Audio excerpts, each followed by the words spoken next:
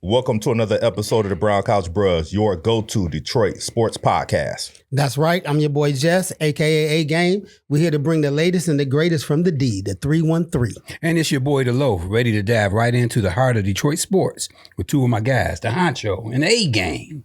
Lions, Tigers, Pistons, Red Wings, PSL Sports, Michigan State, we got you covered. We'll break down the games, analyze the stats, and give you the hot takes that you didn't know you needed. Plus, we bring you some amazing guests, legends of the game, Detroit historians, here to share their insights and stories. So grab a seat on the couch, kick back, and let's get into the action. Here we go. Welcome to another episode of the Brown Couch Bros. Brown Couch Bros, man, we on the Ave. That's what I'm going to call this right now. Jefferson Ave. Jefferson Ave. We right down here on the Ave, man. We heart of downtown. We here. That's right. All right, Brown Couch Bros, man. We back at it for another day. We got to love life right here now, baby. Everybody good. So let's go with it. All right, and we got a guest today. We'll introduce our guest in just a second. But before we do, in customary fashion, let's toast it up. Toast it up, man. Toast it up. Bam, bam, bam. Hey. You still seem far away over there. Still seem far away. It tastes the same, though. It tastes the same. Nice and cold. That's what's going on, baby. Hey, so let's get this show started. Let's tip it off. Jess, what you got for your tip off today? Well, here I'm swinging, man. I got my guy, man, Big George Foreman, man. Rest in peace. 76 years old. Icon in the communities that he was involved with. Icon just in America, and, I'm not about to act like I'm a boxing historian because I'm not, but I did watch him back in the day. He broke my heart a couple of times by, hitting guys hard, like my guy Ali. Yeah. You know what I'm saying? But rest in peace to George, man. George he won the Olympics in 1968, won the gold. Mm-hmm. Turned pro in 69. Pro career 76-5, 68 knockouts. Went through a stretch of losing some money. If you ever saw the movie about George, that's well documented. Then he came back, reinvented himself. George Foreman grills. I done had 3 or 4 of them. I done burned 2 or 3 of them. Right. You know what I'm saying? So it taught me how to cook. It was easy for me. And at one point, George was making $8 million a month. Wow. Off them grills, man. So shout out to George, man. Job well done. You won the title in 73. Down goes Frazier. We already remember that. Yep. Mm-hmm. And then lost to Ali with the Thriller Manila. Kept on fighting. Retired, came back, won the title from one of our own, Michael Moore, Kronk's own, Michael Moore from Detroit. He beat him in 94 at the age of 45. So, he's the oldest heavyweight ever. Yep. So, his career is well documented. It was a success, and George Foreman, you and all your kids, Foreman 1, 2, 3, 4. Listen, man, job well done, George. Man, rest easy, brother. And when you get up there, man, just keep punching. That's all I got. The original LeBron, better after 40. Better after 40. It's better after 40. Yes, he was. What you got for your tip off? I'm going to add on a little bit to his tip off and mine. Funny story. My boy, who was used to be a professional boxer, Cedric Boswell, he played in the George Foreman movie. He played Sonny Liston. And his part was so small and so quick, it went just like this. I think he was sitting down with his head down and George Foreman was walking by and he said, "Hi, Sonny. Bye, Sonny." That's how quick it was. That's how fast it was in the picture, right? That quick. But anyway, to your point, man, rest in peace to a great human being, great humanitarian. Today, I had the pleasure of meeting UD, not actually meeting, I already knew him for 25 years ago, Willie Green, coach of the New Orleans Pelicans. They came up to UD. They held a practice today. He came back to his alumni, to his university. The Pelicans play the Pistons tonight. Had a chance to meet. Tomorrow night. Tomorrow night. Yeah, tomorrow night. Had a chance to meet Zion Williamson and some other players, man. So shout out to Willie. giving you the opportunity and giving us opportunity to experience some pros up in the building. Yeah. Used to be pros up in there all the time, just practicing. You know, but shout out to Willie Green, UAD alumni, former NBA player, man. Just a great guy, great individual. You know, quick thing on that real quick is I was wondering, I was like, what the hell New Orleans know about UAD? And now you just brought it back to light. I forgot about old Willie Green. Yeah, man. Yeah, man. Got a couple of rings, man. Of the legendary basketball playing Green. The Greens, Yes, that's true. Green, Ant Green, Yep. all them greens, man. It was definitely a Cooley family High affair. School, man. When you look back at Detroit sports, it's always that those couple of families that you can really, you go back gravitate to. towards. You go back to. Yeah, It's yeah. the Zigglers, Oh, always the Ziggler. the Greens, The Lovejoys. the Lovejoys. Now, like it's Yeah, man. You got those families in the mix, man. And Greens was one of them. Who? The Crawford. Crawford. Yeah, by far. man. Yeah, By yeah, far. yeah. Well, quick tip off for me, man. Had a chance to go watch the Red Flash in Dayton play Alabama State last week, man. Unfortunately, they lost. The last second shot. Kid at half court, man. I don't know who he was guarding. Kid just looking around. But anyway, man. Tip drill, man. Tip drill. Oh, They did man, the tip it was drill. bad, man. It was bad. But great season for the Red Flash. The second time in the history of the school that we make it to the NCAA tournament. Had to play in the play-in game. Didn't get a chance to play on Thursday or Friday, but 16 seeds with the record that they had. It was a long shot for them to even be there. But they won their conference tournament. Finally made it, man. My former teammate, who's the head coach now, Rob Krimmel, it was great to get a chance to see my guys and catch up with my old coach who was there and a bunch of my old teammates. I brought TJ with me, so he got a chance to experience it, man. It was a great night. Great night for the Martin family. Y'all Great night for the Flash. Yeah. Y'all represented well? Man. Okay, that's what's happening. Man. We represented well. He heard all the stories about me not ever seeing a shot I ain't like. So, that was always good, man. It's always Before great, man. we move on, I just want to give a quick shout out to my old alma mater, Southern University, the women. They got smoked out last night by UCLA. Yeah. But they made it. Hey, shout out to SU women's basketball team down there in Baton Rouge, Louisiana. That's right, man. Great tip off. Great tip off, fellas. man. Great tip off. We getting better at this. We learning. We growing.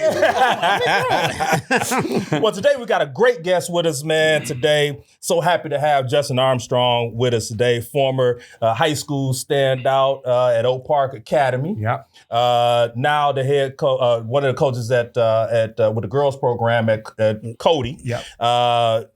Played at Mary Grove when I was coaching there years ago. Mary Grove College. One of my old coaches here. For those who don't know, Mary Grove was a college with a basketball program, both men and women. Played in a quality conference too, man. But we got Chi Gamma's own Justin Armstrong. Welcome to the show. Thanks for having me, fellas. Thanks for having me. Always good to have a Q up in the house. My condolences, fellas, to y'all teams too.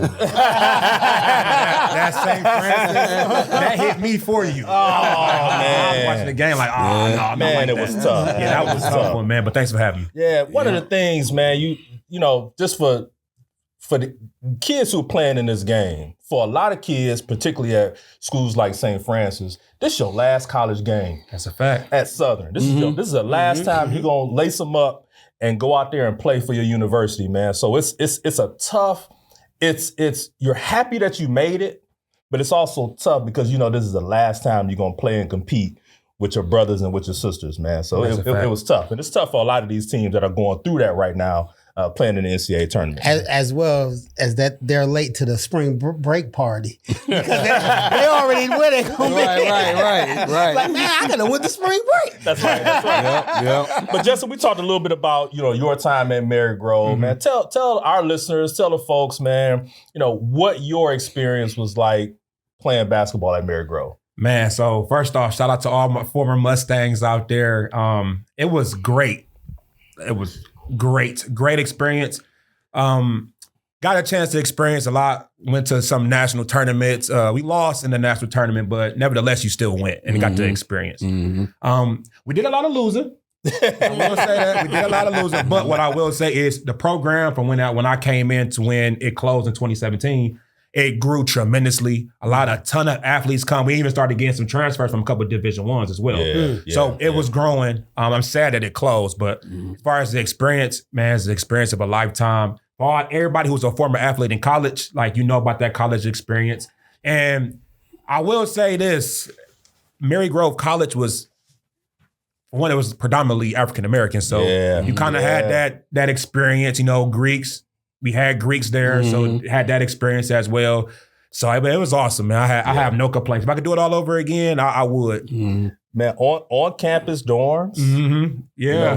On Greek campus life, parties. You right in the city. Right in the city. I mean, it was really, to me, probably like the closest thing to an HBCU that Detroit had. And Detroit, since Lewis College of Business. Like, that's a fact. And Lewis College of Business right down the street. So I feel like, you know, for everybody who they look down on programs like Mary Grove because it's an NAIA program, small school, but man, big things come in small packages sometimes. So like it was definitely awesome experience. Played against a lot of Division I's, had a lot of those Division I's on the ropes at times. So man, it was a fun experience, man. I'm glad I got a chance to experience it. And I don't think you can beat, just like you said, I don't think you can beat the experience, man. Inner city school. You got UAD right down the street. You're not too, if you're from here, you're not too far from home. You can always go home and you play great competition. Just the experience, you know, Mary Grove to me was a gold mine, man. Oh, yeah. And when it closed, it hurt UAD to a standpoint, you know, just far as with Greek life. Man, you know, it hurt. And then some. Yeah, and then some. So, you know, I'm glad you had that experience, man, because we got a lot of inner city kids. They don't understand the saying, get in where you fit in. That's a fact. You know, everybody not going to go Division I. No. You know, you go Division II, 1AA, Division III, get in where you can fit in. You know, and as long as you feel comfortable and get you a quality, and that's another thing, quality education. Great education. That's the most important thing. Man. Like I told you guys earlier, if you're not going to the NBA or the NFL, you need to go to a university that's going to serve you in the long run. You'll be able to get you a good job. You know, I work in Detroit Public Schools. I'm a high school counselor now. So you get into a program that it can fit you. You know, you can learn something, you have some college experiences, and, you know, make it work for you. And that's what I did. So Justin, I got a question with that. Is that you know, the reason for the closing? What was that about? Did it get financial? So I believe it was over finances. I believe over finances, but they all of a sudden found money when it was time to turn it into a high school. So now it's a high school. The school at Mary Grove, it's an excellent school. So I'm not putting the school down. Right, absolutely. But just the fact that, you know, my college is closed. Can't go back. So I kind of claim UAD. I mean, obviously I pledged that UAD Mercy. So I claim UAD as my home college now, but you know, it was not like it's not the same. Like the Grove. It's kind of like me. I claim King. My high school is closed, so it's getting tough out here. My high school closed. Your high school's closed. But we got a middle school. We do have McKenzie Middle School. We still open. But then my other thing is that, and what you mentioned about the school, like you said, y'all played Division I, you know, teams. Y'all had them on the ropes, what have you. And with the NIL deals that's going on now, guys, like you say, get in where you fit in. Go to these schools. Start your career. And then you can always move on if you have to. So so like when I was in college, you know, there was definitely no NIL. So you know, whatever that financial aid was is what you got. That's what you got. But right now, man, Mary Grove was open. You could come to Mary Grove for a year, and ball out, and then transfer. You know, it's a lot of good guys that went to Mary Grove College. Transfers. My line brother Justin McKinney, right? He was like an All-American all 4 years he was there, all 3 years he was there. And he was balling out. And I believe that if Mary Grove was open 9 and we were in this time, he could have made some money. Big time. So that's the thing, man. You go where you want it. You don't gotta shuck and jive for a lot of these universities. They want you to jump through the ropes. No, coach of high school now, I'm learning that a lot of these college coaches not even recruiting high school now. No, we talked about that. You know, you got to go where you want it, go where they appreciate you, and then if you are fortunate enough to be able to transfer, go ahead and do that. Yeah, I mean, maybe it's not too late, man. The Firestones, if you're listening, the Illages, if you're listening, the Gilberts, if you're listening. We had a gold mine right here in the city of Detroit, man, with Mary Grove College. So maybe there's an opportunity to sort of revisit what it would look like to have a school such as that back in our city. And Mr. Rose, I'm gonna put you in that too, because you already have a stepping stone with the Jalen Rose Academy. Oh yeah. And if you want to turn that into something bigger, and a feeder school to a college. You know, There you go. Put that out there. So just FYI to that. So now you're coaching girls basketball. Did you ever see yourself coaching girls basketball? Absolutely not. Okay, so kind of what got me started, my sister played high school basketball at Benedictine High School. She won a state championship under Dr. Dennis Rogers, RIP, Dr. Rogers. Just passed away recently.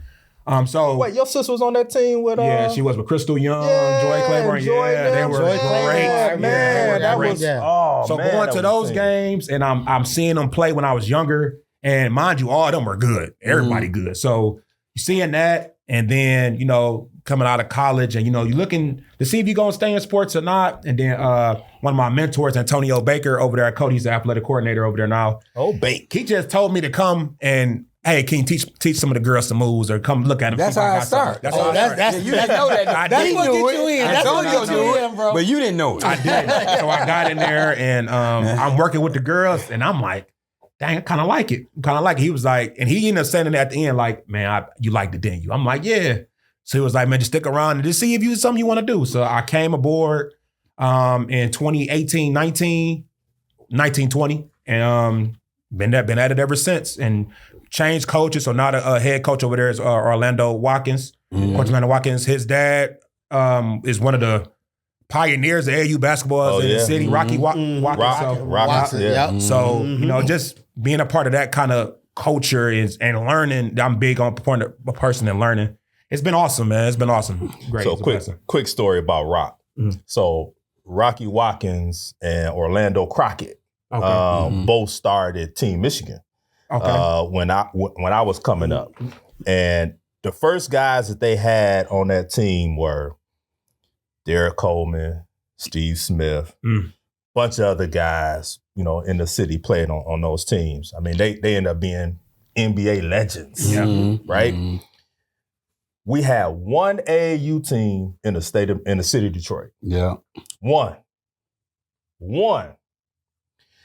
Everybody who was anybody played on Team Michigan. Team Michigan. That was it. So when we traveled, it was the best of the city of Detroit. And then we would go and get other kids from Ben Harbor, go get kids from Muskegon, or go get kids from Flint or whatever. But it was the best of the best at that time. I had the opportunity to play on Team Michigan and be coached by Rock.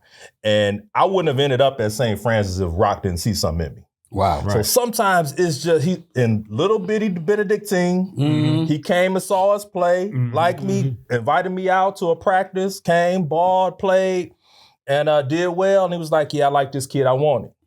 That is the reason why I got a Division I scholarship. Wow. Because he saw something in me, man. So crazy. Forever, shout out to Rock, man, who, sometimes that's all it takes. Somebody to see something in you and you to follow up, man. So, yeah, shout out to him. And it's funny you said that. So Coach he always telling stories about his dad. So he be telling stories about how his dad, so they had Kevin Garnett come down. Yes. And, Jalen, working with Jalen Rose and all the guys. And it's just funny to me, and I guess his prize people was Derek Coleman.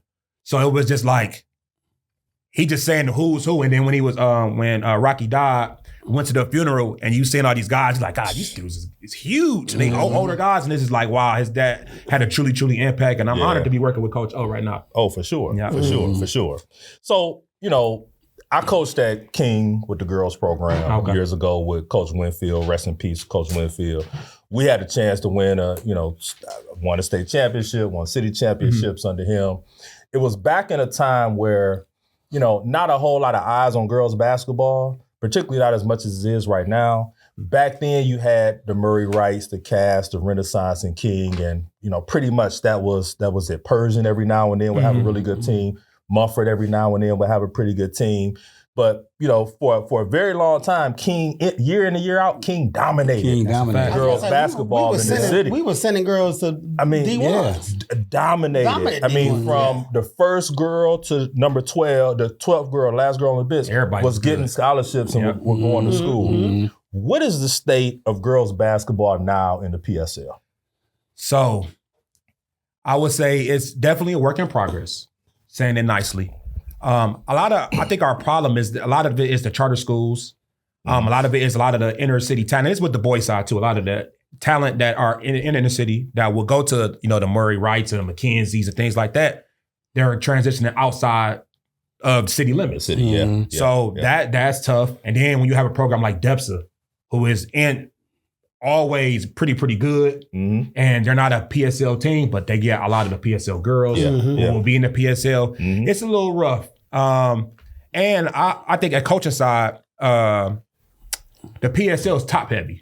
So, you have your Renaissance, phenomenal. They made a deep run this year. Then they made it to the regional final this year. Tough loss to Wayne Memorial. A lot of those girls are from the city as well. I seen Wayne Memorial and a couple weeks then ago. you have Cass Tech. Cass Tech is always going to be good. Mumford, right in the city, is always good. Shout out to Kareem Hogan. He's doing his thing there. And then that 4th and 5th spot is always a revolving door. So when I first started coaching, Cody was like the 4th best team in the PSL. So now, over the year, we kind of transitioned out of that. We working our way back up. And then that 4th door is just revolving. So, Persian was really, really good this year. They made it to the regional final this year. Osborne had a pretty good year. Bird Sullivan, she went to King, played out of the Winfield. One of my high school coaches was Bird. Excellent. So, it's a revolving door. It needs to get better, but, it's got to work on progress. It's got to put in the work. Exit 9 used to have some ballers. Man. One of the most famous ballers out of Exit 9, we know her affectionately as Detroit Diamond now. Detroit Diamond. Posey. So I met Diamond. Baller. I met Diamond played under Baker. And she comes back. She loves her school. So she loves Cody. So she always I was mentions going to ask you about that when we were talking about, She always mentions Cody. She speaks very highly of Cody and Coach Baker.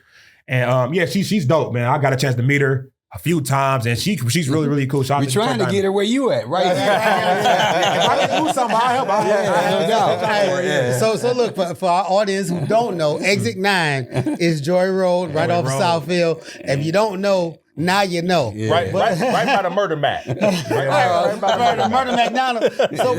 So just, I do have a question with that, man. Being on the, I don't want to say lower tier. But it's teams ahead of you guys. Like you said, you 4th, 5th, you've been revolving out of that. Do you feel it in your gut though? I need to stay with this program like this because I enjoy trying to build up. Yeah, so the challenge. Yeah, so the challenge is challenge is going to be the challenge. But it kind of helps that I work at the school. Okay, so it make it a lot easier when this is where my primary income is. But you do have that inkling like, man, like if I go out to city limits and be able to coach somewhere where, I don't got to force nobody to play basketball. Or, you just not just grabbing kids. Just out the hallway, hey, you want to play? Hey, I'll teach you if you want to learn. Yeah, that's big right there. Yeah, that's the difference when our school versus like a Renaissance where they got a JV and a varsity where all these girls are basketball players. Yeah. Wow. Whereas at Cody, I might have 3 basketball players out of the whole school. Yeah. And then next thing you know, the rest of them, we just trying to build what we can. And it works. We have a lot of girls, like I will say this, like Amira Cornelius. She played last year for us. And she was a track runner. She ran track. And I was in the hallway one day and asked her, hey, you think about playing basketball? Coach, I don't know how to play. Can't make a layup. She ended up being all city. Wow. So that's one of the things where, hey, you get them in the gym, you teach them, and they ended up working out. Yeah, and that's a credit to you, man, and your coaching staff to be able to coach young ladies up. Right there. I get what you're saying as far as picking kids out the hallway. When I was in high school, we did the same thing. You see big guys walking down the hallway that's not playing nothing. Hey, and I remember Coach Dozier always saying, hey, son, come, and next thing you know, he's starting guard. So that's where you find your diamonds in the rough. Your best players are most of the time athletes that are basketball players. Yeah. Basketball players are some of the best athletes, if not the best. In the building. Yeah, I think our best player since I've been there at Cody was Ayanna Tanksley. She won Miss PSL. We actually did win a city championship. Sometimes people don't like to remember that. We did win a city championship. It was during the COVID year, you know what I'm saying? Well, we won it. But you won it. We won it. Somebody had to get. We followed the rules. We followed our COVID guidelines. So we won it. Y'all had that Laker bubble ring. And we did. But the ring still shines. It's still shine. And somebody had to win it. Somebody had to win better than somebody. Right. Might as well be you. Like I will say this, Renaissance, shout out to Shane Lawal, one of my coaching mentors. He's coaching at Marion now. But Shane got him rolling. And Coach Wood's there now. Shout out to Coach Wood at Renaissance. He's keeping it rolling. So they're doing big things. So yeah. Shout out to the PSL in general, man. Well, it's we always want to lift up the PSL on this show. Absolutely. A lot of us came from that era when the PSL was the PSL. It was the premier league in the state of Michigan for basketball, football, and all things athletic. That's a fact. We know times have changed now, but what do you think it's gonna take to really get the league back up to those standards that it once was? So you got to keep your coaches in the city. Your great coaches, keep them in the city.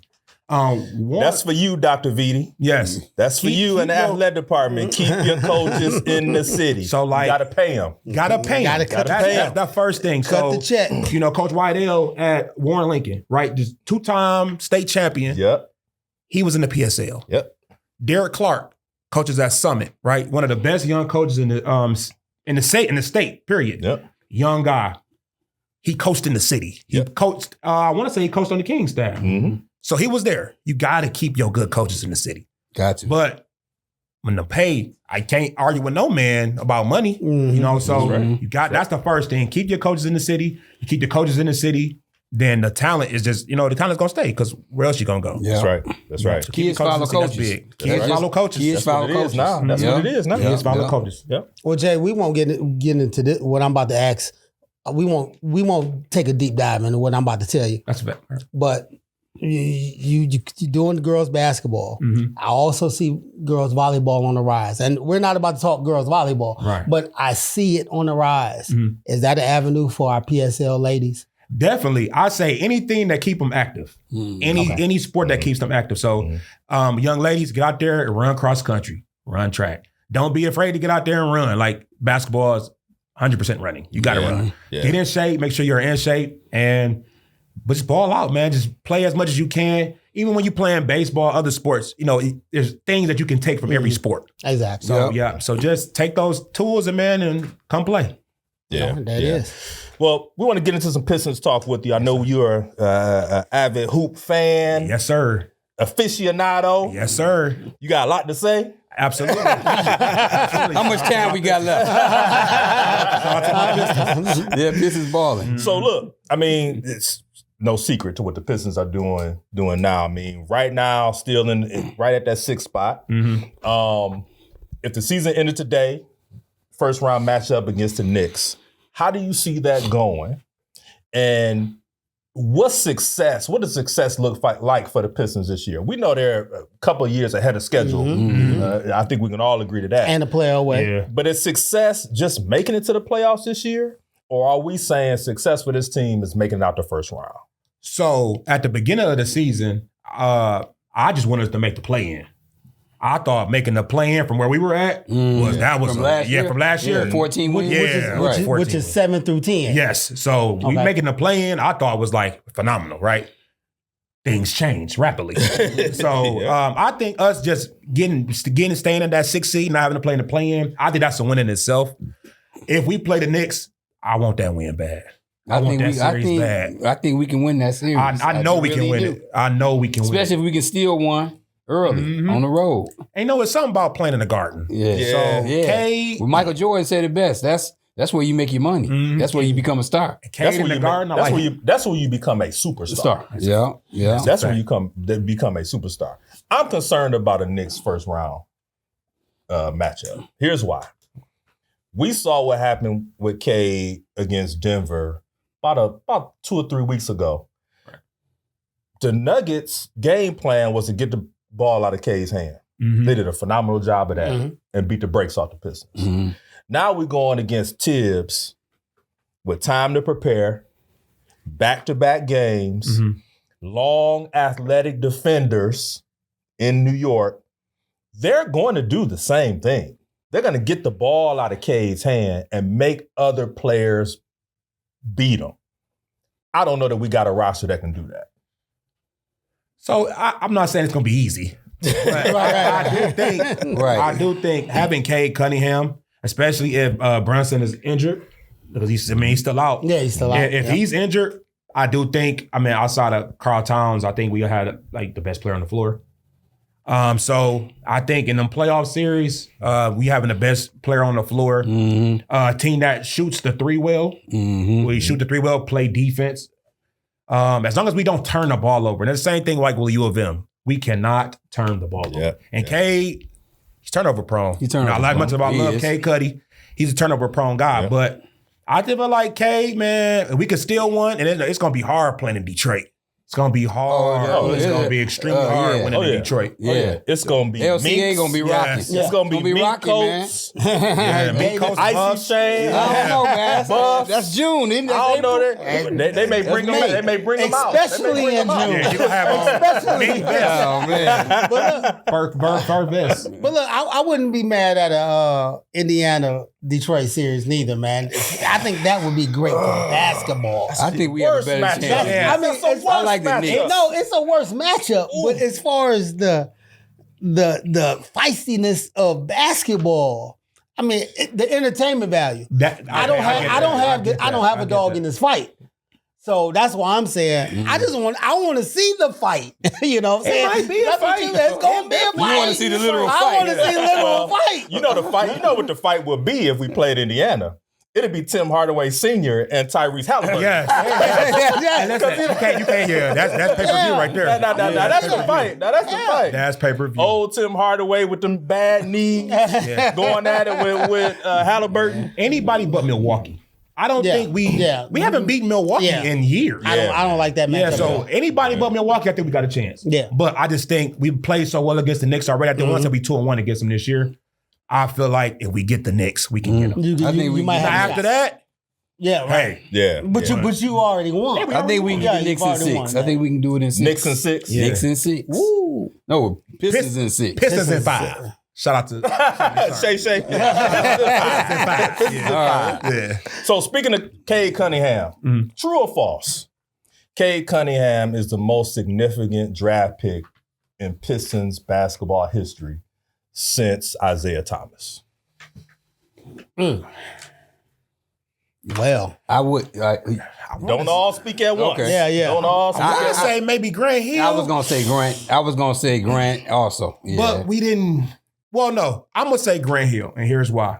Because trading Grant Hill got you what you got. To the 04 Pistons. Yeah. So Sure it did. That's a different way to think about it. But you went a roundabout way, but you did it. Grant, before he got injured, man. He was the guy. If Grant wouldn't wore the teal uniforms. Hurt, okay. He would probably be top 10, top 12 all time. Yeah. Oh, no question. No question. Yeah, and the fact that he still played all those years on a bum ankle. Yeah. So I would say Grant for that reason, but you can't deny what Cade done been doing, especially since he's been healthy.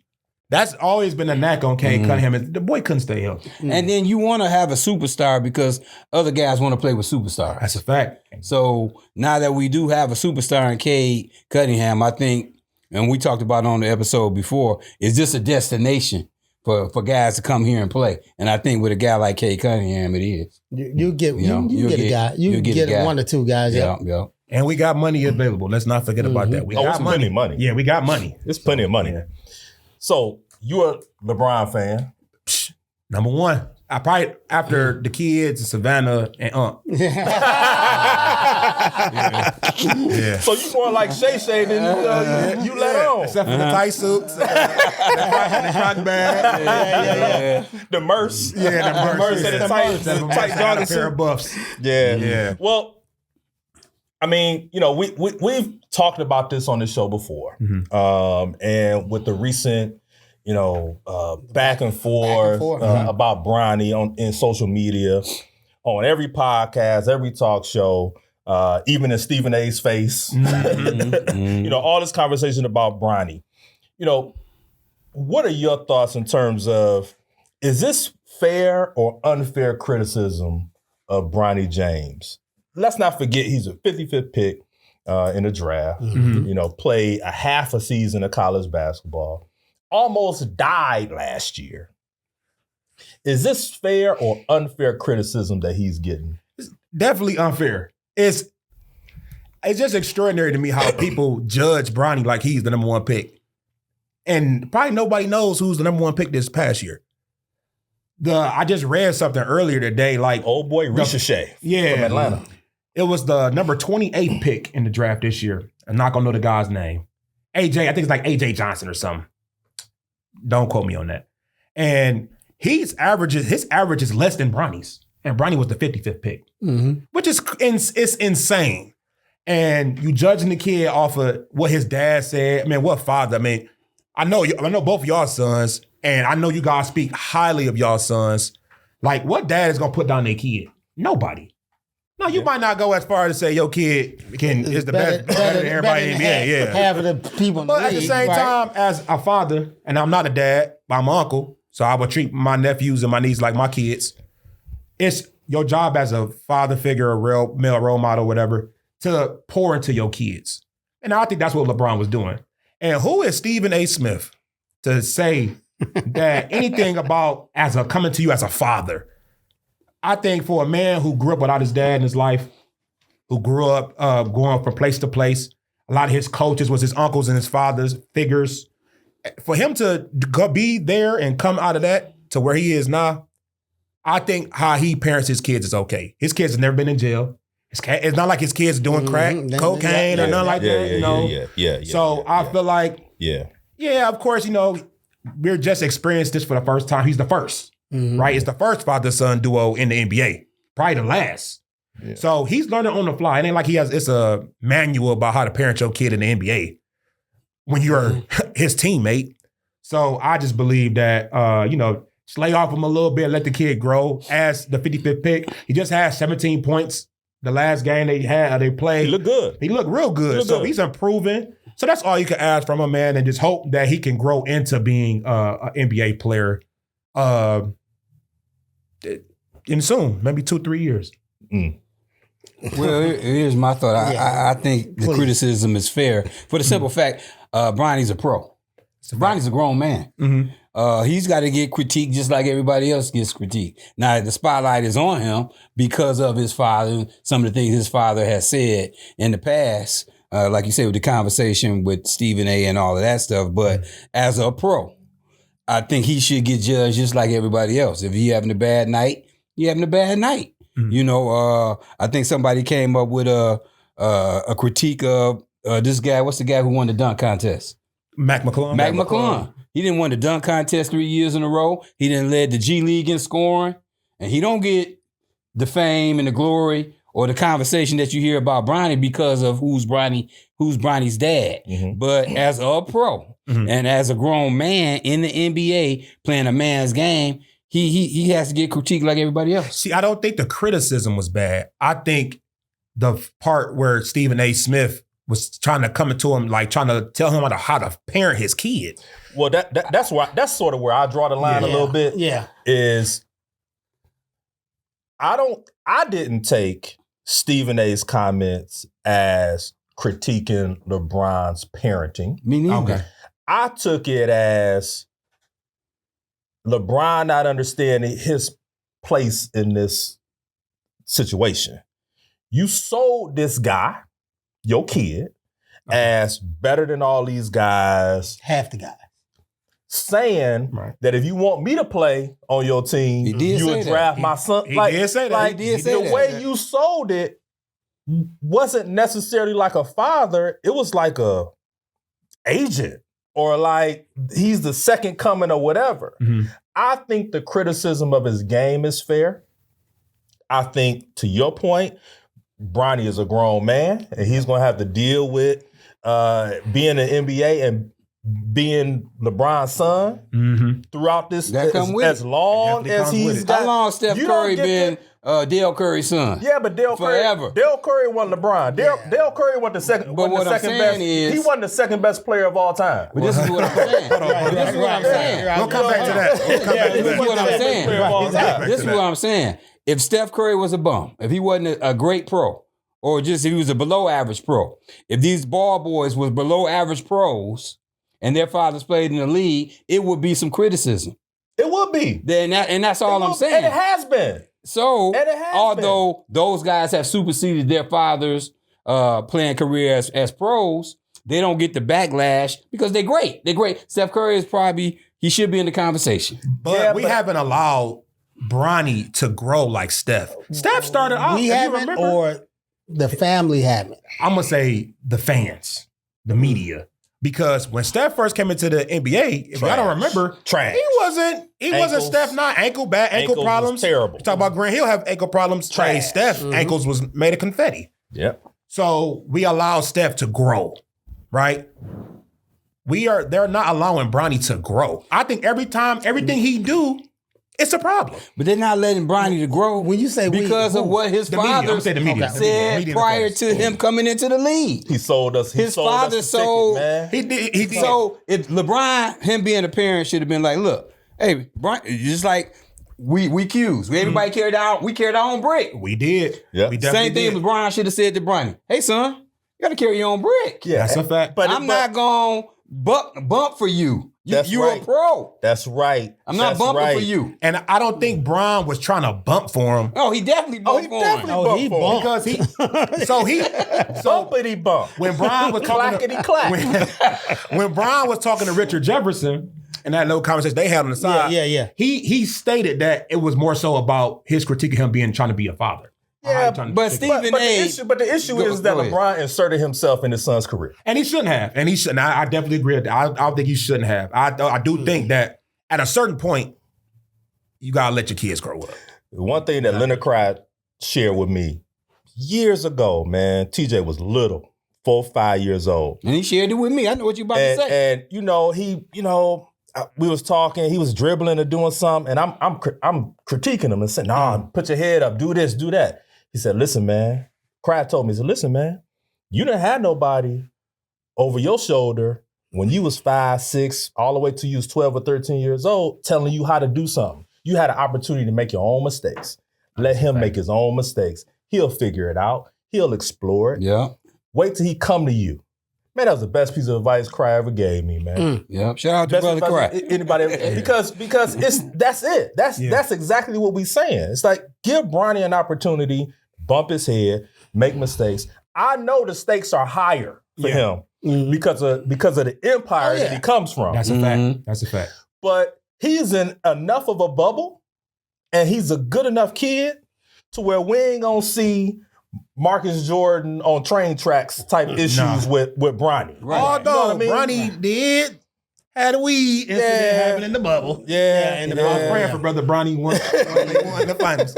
But no, I do agree that Bron do need to let his son grow up a little bit, a lot of it. It's enough that you are parenting him in the NBA. The only way that's gonna happen is Bron got to get out the league. He do it, but Bron, he only got about 2-3 more years left. Well, he should have been in college now. No, I'm talking about his dad. Oh, he's needs to get out the league because long as it's Bronny and Big Bron on the same team, I don't think little Bronny will ever grow the way he can grow with LeBron being on that team with him. And that's they weren't gonna let that happen. They weren't gonna let that. They weren't gonna let that happen. They gonna control the narrative. They fast tracking, and that's the problem I have. That was the only problem I have. Y'all fast tracking when he should have took the steps. Yeah. And that was the problem I had. Yeah. I mean, I'm not going to tell a father how to do it. I mean, Bron, you do what you want to do.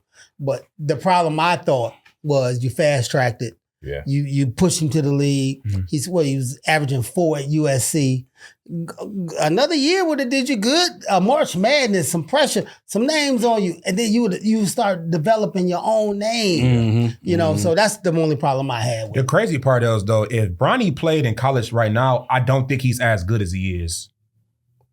Like at this point. Like, I think him playing in the G League, being able to learn from pros and professionals how to go about professional business, how to learn the NBA game, I think that has fast-tracked him to the point where now, I mean, from the time the first game to now, it's like a completely different kid. Oh, yeah. Like, just knowing how to penetrate the defense, learning how to play in the pick and roll. They wasn't playing that at USC. Yeah. So him learning from NBA players how to be professional, I think that's the best thing for him. I'm not saying it's the best for every kid. Okay. But him being, he's 20, You in the league right now. He's learning the game.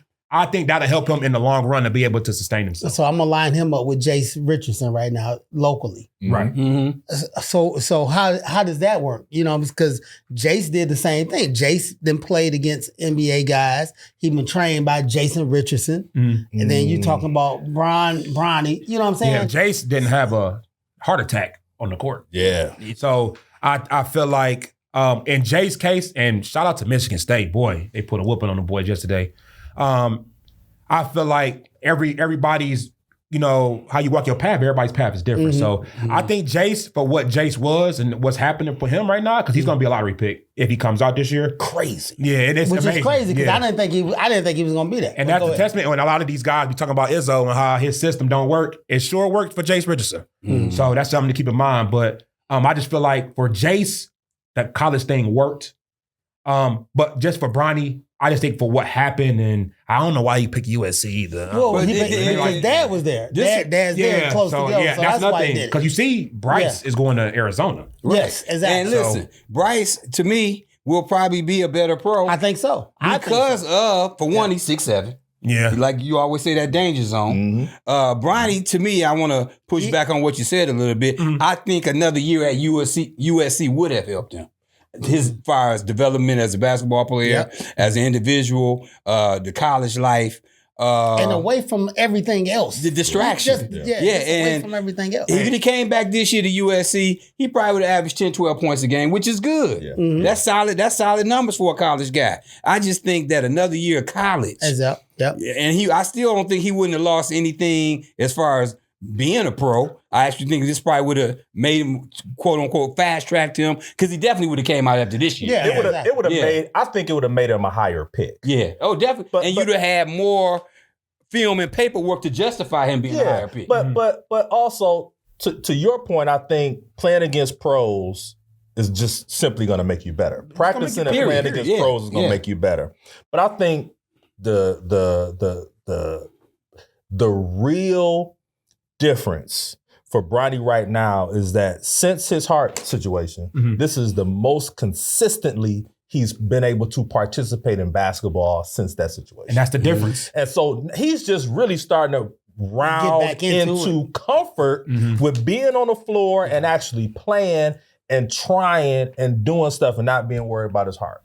Secondly, it was never going to happen with Bronny going any place else. Yeah. Because we don't know them conversations happening in that house with Savannah and LeBron. Yeah. Right? That's her baby. Take care of my baby. That's right. That's her baby. My baby want to go to the NBA. You make it happen. Right. You think Bron ain't gonna do it? I want my baby close to me so I can watch him. He's going to USC. You think Bron ain't gonna make that happen? Man, that's a whole different kind of factor. Well, Rich Paul flat out said, don't draft him, period. That's it. Yeah. If you draft him, we going overseas. But it also says this too. It was interest. And a lot of people like to say like the Lakers like finagled everything, which they did. But at the same time, if other teams were trying to draft him earlier in the draft, I think him being the 55th pick really ain't that bad. You know? So it was other interests. I know Golden State wanted him, but I also think they wanted him to get LeBron. Yeah. LeBron did say he wanted to play with his son. Thank you. And he was a free agent. Thank you. Just to fit the narrative that I got. I'm just gonna say that. That interest came because them teams thought they had an outside chance of actually getting LeBron James. Yeah, and I think, if Golden State would have got him, I'm being honest, they just said, like, forget it, we gonna draft him. Yeah. I do think LeBron would have went to Golden State. Oh, yeah, because him and Day-Day, they good friends. Him and Day-Day good friends. Curry, they definitely good friends. Olympics. Yeah. So I do think he would have went. It would have been a move. Well, we're in the midst of the NCAA tournament. We're going to play a little game called Guess That Baller. Guess That Baller.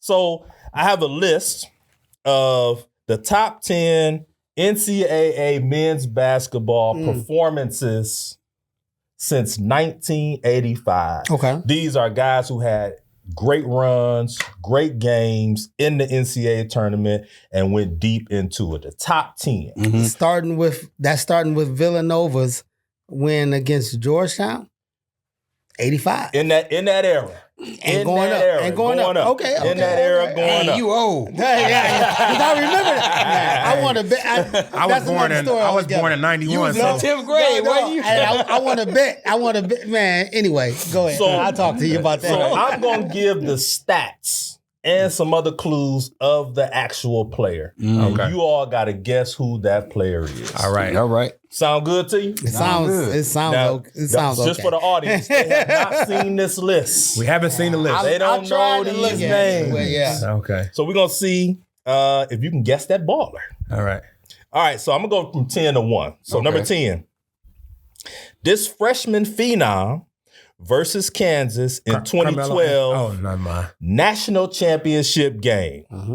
Went 1 for 10 from the field, but stuffed the stats in a multitude of other areas. He had 6 blocks, 5 assists, 16 rebounds to lead his team to a national championship. That year, Anthony Davis. Guess that baller. Anthony Davis. No. 2012. You said Kansas, right? Against Versus Kansas. Versus Kansas. The 16. Your answer is Anthony Davis. What you I got? say Anthony Davis also. AD? What you got, Jess? I'm gonna go with AD too. But you know, I so want to go with what's the man? Not they thought he was gonna be the next Jordan. Kentucky. What's your name? Let me go AD for now, but I'm gonna tell you the game. And 2012? 2012. Yeah. Gotta be AD. It's AD. Okay. Anthony Davis. And the Lakers, we should have known back then. This guy was 1 for 10 from the field. Yeah, We should have known this guy couldn't score. Should have known it. Man, I like AD. Man. AD's answer. I'm gonna tell you All what right. I was talking about later. Number 9. This baller scores 36 points versus San Diego State in 2011 to lead his team to the Sweet 16. Had one of the most unbelievable runs in the Big East tournament. Oh, I know what this is. He went 12 for 25 shooting, 8 for 10 from 3. In 40 minutes of play against San Diego State. Guess that baller. I'm gonna say Steph Curry. 2011, right? 2011. 2011. I'm gonna say Steph Curry. Steph, what you got? I'm not gonna say Steph Curry. I'm gonna say Kemba Walker. Yeah, you said the Big East tournament. I'm gonna say Kemba Walker. Well, he When played did at Rip Davis. Rip come in? That was like 90s. But he Okay, so I'm gonna go Kemba. Kemba Walker. Okay. Kemba Walker. All right. Kemba Walker. I haven't seen the list. Yeah. Y'all can't let this guest, man. He killing beat it. y'all, He man. killing it, but he a basketball guy. Let's go. And it's around my time. Where in college, all I did was sit and skip class. and Okay, watch. let's go. Well, y'all should get this one. Come on Get this now. next one. Give it to me. This baller scores 44 points against Kansas in 1994 in a Sweet 16 game. One of the most infamous nicknames, which I won't say because if I said it, y'all would know it. He went 15 for 33 shooting, scored 14 in the last 10 minutes of that game. And 90. Guess that baller. I was 3. So you You want the clues again? Yeah. I know what it is. Hold on. What I know the conference? clues. What conference he played in? He can't give you that. If I didn't give it to you, if I gave it to you, I think you'll get Say it. the clues one more time. So he scored 44, got one of the most infamous nicknames in basketball. Went 15 for 33 shooting. 94. 1994. I'll give you the conference. He played in the Big Ten. I'm gonna go with the big dog. Big dog. That's exactly who it is. Glenn Robinson. Glenn Go with the Robinson. big dog, baby. That's Glenn, baby. Good Big call. Dog Robinson. You said the Big Dog Robinson. First thought before you said Big Dog and he said Big Ten, I was like, okay, where was Corliss Williamson? But I was like, I don't He know was a his little. nickname. I think he might. Well, that's 94 because they won. They won it. Arkansas So won it.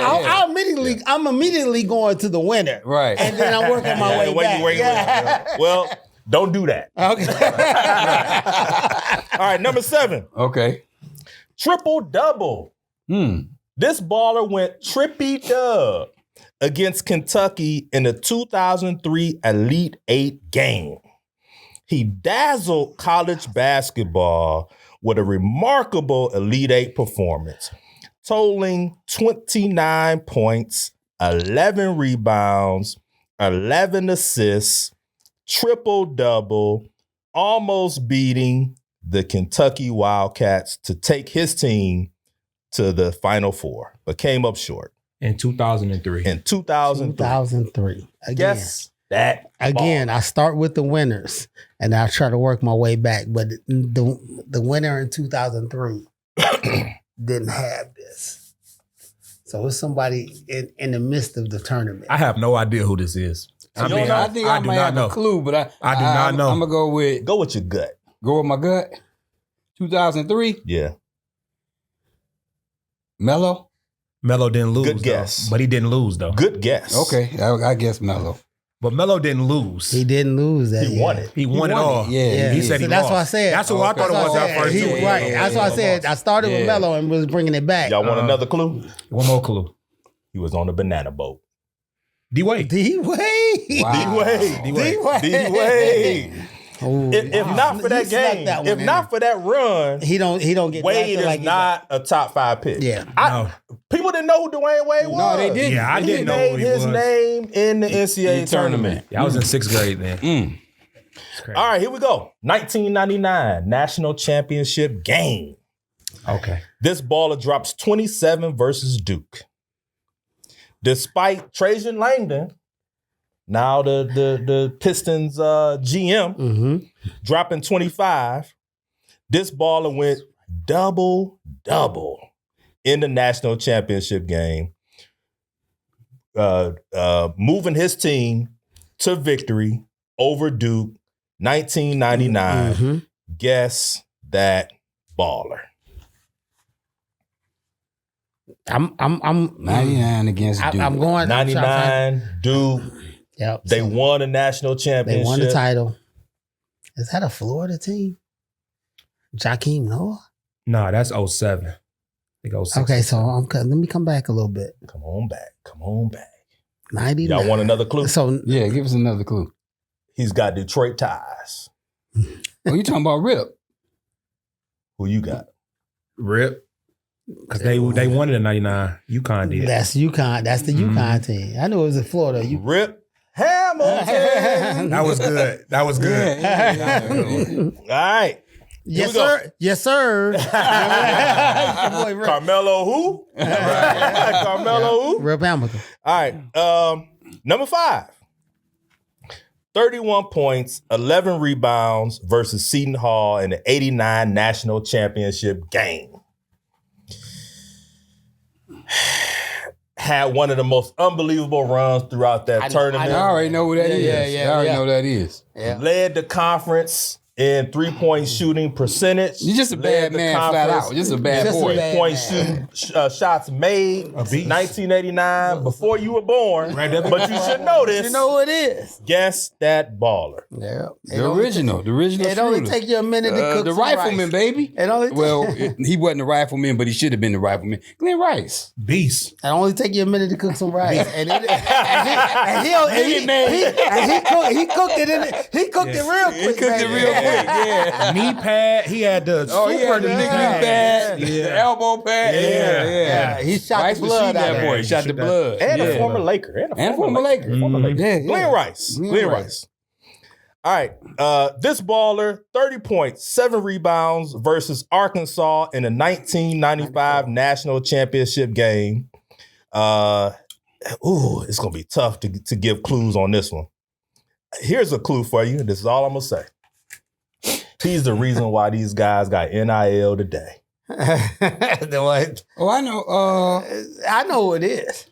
Your boy. Mr. Name, Image, and Likeness. Yeah, it's Ed O'Bannon. Ed O'Bannon. Ed O'Bannon. You ain't know Ed O'Bannon. It's Ed O'Bannon. Ed O'Bannon. Yeah. He was the first. He bought a lot. He should be probably one of the He wealthiest should be a billionaire right now. He killed EA Sports with the video games. He killed it. Yeah. He killed it, man. I watched the ESPN special on him, Yeah, Ed He O'Bannon. probably should be cutting the check to Ed. Yeah. Eddie O. With Tyus Etney over there. With Tyus Etney, and you know the other guard that was on that team? Remember the other guard? I think it was the MVP. Toby Bailey. Toby Bailey. Toby Bailey. Piston, what? No, not Piston. What was it? Charles O'Bannon or Ed O'Bannon? So Charles is his little brother. Yeah. Was it Charles O'Bannon or Ed O'Bannon who played for the Pistons for a year? I feel like one of the O'Bannons did. Yeah, they played for him. All right, the dark time of the Pistons. Our top three now. Top three now. Okay, top three. This freshman phenom goes for 33 and 14 rebounds versus Texas in the 2003 Final Carmelo Four. Anthony. Catapulting his team to a national championship. Guess that ball. Carmelo Anthony. Yep, that's Melo, baby. He said it. That's my guy. Carmelo. Melo. Yeah. Melo. With his son going to son going to Syracuse. Yeah. And I'm looking forward to watching their He game. should have been a McDonald's All-American. Yeah, He I'm should looking have forward been. to that. I'm looking forward to watching what he do. Yeah, he should have been. He's gonna be good. Mm-hmm. But see, And then what is Carmelo doing? Hands off. hands off. What is Gilbert Arenas doing? Hands off. His son's a beast too. Right. They ain't out And they're here going to saying be legit pros. Yes, man. They're going to be. Now, I think Kyan's gonna have a harder road to get there.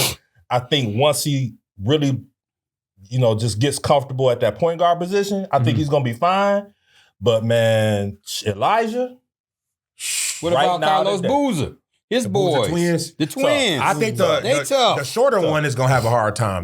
But Size. but I think it was Caden. Yeah, the Whoever the taller one is, he's a beast. He's gonna be fine. And And Elijah better than all of them. I think Bryce James is going to be good. But Bryce is going to play probably at least 2 years for sure. Oh, 3. I don't think. not 3. I don't think I don't Maybe think 4. Bryce should be even mentioned. And I'm a LeBron fan. I don't think Bryce should even be mentioned in the same sentence as Elijah. No. And Melo's son, because boy.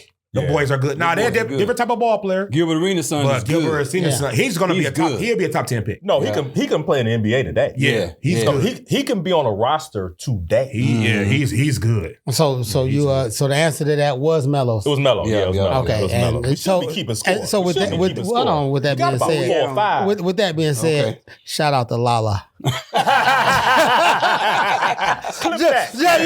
just want to make sure we get that in. Hey, Lala, we need to get you in the seat. We got to get her on the show. You supposed to say she tastes like honey. Hey, that ain't my area, but I'm just saying. I say Hey, KG was out of order for that. Yeah. But KG anyway, was out of pocket. give for us that. them last two, man. Lala, we got to get you on the couch. Hey, Lala. What? We got to say what? All right. This baller goes for 31 points, 18 rebounds, 5 steals versus Oklahoma in 1988 to win the national championship. One of the lower seed teams to ever do it. Name that baller. What do you go for again? I know it is. I know who it is. 31 and 18. Good and unborn. Yeah, he's In good 88? unborn. In 88. Versus Oklahoma. Played Oklahoma. I thought That would have been. He would have played against Mookie Blaylock. Wayman was gone. No, I think Wayman was way gone. Wayman was gone in like 86. 85, 86. He might have. He might have had his first album out by then. Yeah, he was with Sacramento. No, Wayman was a solid pro though. Yeah, he was a solid. 88. Yeah, 88. I know who it is. I know. Who you think? I think it's Danny Manning. Yeah, it got to be Danny Manning. Yeah. Larry Brown's team. You don't even know who Danny Manning is. Yeah. I know I do. I was about to say Lynn Bias, but I think Lynn, that might not have been around that. Maryland. He played at Maryland. But I would say, I'm going to say Danny Manning. It is Danny Manning. Yeah. Danny Manning. Yeah, forgive me. All right. 1992, Elite Eight versus Kentucky. The shot heard Christian around the Laettner. world. Christian Laettner. That's it. Catch it. That's it. Turn. Christian Laettner. No, the best inbound pass Ever. ever. Well, One of the best inbound. Hold on. last week. It's still morning. I don't know. Yeah, Honcho's still I morning. don't know. Right. You don't know. Too soon. One of the best inbound passes ever. Yeah, nobody touched it but him. But nobody guarded. Nobody guarded it. You don't play behind. You don't play behind the guy at the free throw line. Man, I'm gonna argue Justin's point in a minute. He sat straight behind him and let him shake, rattle, and roll. Right. Knock it down. And you don't check the inbounds. You don't check the inbounds. Well, it came in clean. Yeah, you gotta check the inbounds. I still think the Bryce Drew one though. Give me that. Oh, that was yeah. Oh, okay, yeah. I thought that was good. And also the one against Carolina, I think that was UConn. They had a good setup where my man got it all the way down to the half court and threw it back to my man who inbounded it. You know what I'm saying? Trey Donaldson just shout out to Michigan. They about to win. Maybe. Yeah. Trey Donaldson, they just had the one where he just threw it in, got it back, and hit the left. And throw him at the layup. But look, before you get off that same topic, I want to give some love to my guy out here in Southwest Detroit, Anderson Hunt, UNLV 1990, 29 points, 6 assists, 6 rebounds in a win over Duke for the national championship. Yeah, that was a strong team. Strong team with Larry Johnson and Greg Anthony, all those guys. And I still haven't seen the documentary on them. I got to check it out. Oh yeah, that UNLV them running. Yeah, I got to check it out. Man. Heck of a team. The Fab Five before the Fab Five. I think they would have beat the Fab Five. But that's a whole nother debate. We'll talk about that one day. We're still in March. Get Anderson on. Get Anderson on the couch. Anderson, Jalen, one of them. Or both. Let's do it. We got room. And he just got inducted to the UNLV Basketball Hall of Fame year before last, I want to say. Oh, that's perfect. Yep. Well, before we let you out of here, we got to go 3-1-3. This is the premier Detroit segment of our show. You're going to get 3 questions. You're going to get 1 question. You're going to get 3 questions. We're going to close this thing out. But before we do, tell the people where they can find you on social media. So on Instagram, Q Religion, QUE Religion. Shout out to the Qs. And just follow me, like it, whatever. I'm on there. Facebook, Justin the Great Armstrong. I do not use X because of Elon Musk. But yeah, Justin the Great Armstrong on Facebook, Instagram, Q Religion. I'm the guy with the, I had a haircut on there. All right, here we go, man, with the 3-1-3. I'm going to start you off with the 3-1-3 of the 3. Okay. Name 3 Detroit high schools that are not closed, but had co-hoop programs when you played. So Redford. Shout out to Manny Harris. I seen Manny Manny was at UD last weekend. The boy was cold-blooded. Gave Cody 46. Oh, man. Yeah, I wasn't there. When speaking of Team Michigan, man, when they came and they played, I never forget it, he had 40 against Michael Beasley. Bill Jones. He had 40. Yeah. Man, Manny was the truth, man. Yeah, Manny was the truth. So I would say Redford, Chassis. I would say that because of Isaiah Sykes. Oh, Zeke Sykes. Yep. Beast, a match. I remember a quick story. He went to Priest Elementary School. That's where I went. That was my elementary. When I tell you, he was the best 12-year-old, 11-year-old I've ever seen in my life. Wow. Next to Denaro Cunningham. Yeah. Denaro Cunningham was pretty good too. And the last one, this might not be Detroit school, but I would say Redford Covenant. And the reason why I'm gonna say this is because of what is his name? I just had it over there. I'm gonna remember it as soon as we leave off of this. He went to Michigan State. Darrell Summers. Well, he went to DeBoer's first. DeBoer's first. Right. Both his schools closed. He's worthy. My 10th grade year at Academy Oak Park, he was by far one of the best players I've ever played against in my life. Yeah. Wow. Darrell was cold. I'm talking, he had 40 points, dude like the NBA player, talking smack. Yep. Bigger than everybody on the floor. Mm-hmm. Yep. And the boy was windmilling in game. The first time I ever seen that in game at 10th grader. Now, it's not like now where you see, you look online and you see dudes going between the legs in the game. Mm-hmm. The boy was cold. Darrell Summers was a beast. Shout out to Darrell Summers. I wonder what Darrell Summers is now. I think overseas still playing. I think he's still playing ball. Okay, but Darrell was good. Good stuff. Yeah, Darrell was good. When I spoke with Manny a couple of weeks ago when they were at Callahan watching high school state quarterfinals, I asked him. He said he done. I think his last stop was Argentina, something like that. Yeah, he got a kid to raise. Y'all should have him on. I'm sure Manny got some stories too, man. Wow. Shout out to Manny, Adam Bustle legend. Oh man, we gotta get Manny on the show. Yeah. So I got the one, bro. Justin, so give me, as far as your mentors, your coaches, what have you. You can go father, whatever. what's the best piece of advice that you still hold on to this day that when you wake up in the morning, it's like, yeah, this is my mantra. This is what I'm doing. So just mentors in general, man. I have a ton of them. My father died when I was younger, so growing up, had a lot of my father figures were my coaches. So Sharon Smith, Coach Robert Giles. Shout out to Coach Giles. I remember he was calling kids milk toast. He said, imagine a hard piece of bread, soak it in milk. That's you. So like the best advice that I've got is probably from, I don't know what coach told me this, man. Just stay consistent, man. Stay consistent. Yeah. You know, I'll work the next person. Get cuts in your arms. This man told me that. Make sure you have cuts in your arms. That's right. Gotta have cuts in your arms. Man, no, but just staying consistent, man, and understanding that, and this was something that Q's taught me, is no perfect bread, no perfect process. So it's no perfect way of going about life. Wow. That's right. Just, That's strong gotta right just go there. through it. And, you know, it's going to make you, it's going to be what you're going to make it. So just go through it. Yeah. For sure. That's for what's sure. up. So last three of the 313, and this may get you in trouble with some of your former teammates. Okay. At least 4 through 10. That's right. That's right. Three of your favorite teammates. Of all time. Of all time. High school, could be college, high school, whatever, yeah. college. Okay. Three of your favorite teammates. So, shoot. All right. So my line brothers was my teammates. Right. So, Oh, this is easy. yeah, I'm going to say my line brothers. Shout out to Ant, Chuck, Herc, and Justin.